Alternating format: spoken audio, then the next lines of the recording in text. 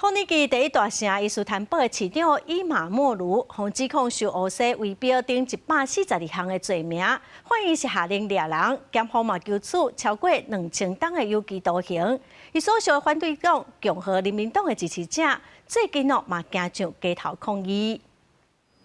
外电报道指出，连续几啊天的街头抗议，虽然规模创10年来新高，但过大部分平复。南塞冲突，和313人遭到拘留。但是焦点就是伊斯坦堡市长伊马莫鲁被控贪腐等罪名案件，还在审理当中。不过法院下令先选去加价。美联社报道指出，因为共和人民党进前举办，共是170万人的大会，针对按算指控18年总统大选，要推起伊马莫鲁做因政党唯一的候选人，然后就传出法院下令正式逮捕个移假的消息，引起共和党人民的不满加一直抗争。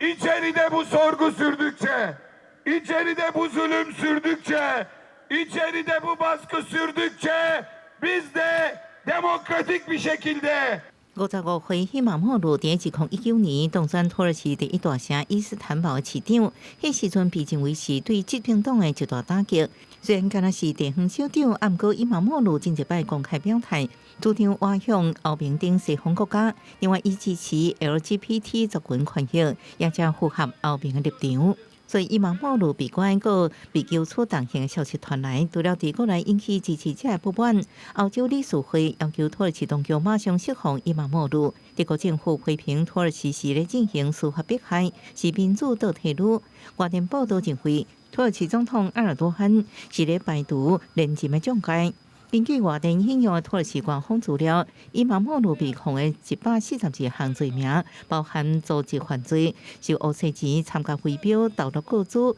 另外，因为公开批评政府迫害库德族，也被控支持列名恐怖组织的库德工人党。公司新闻，徐家珍报道。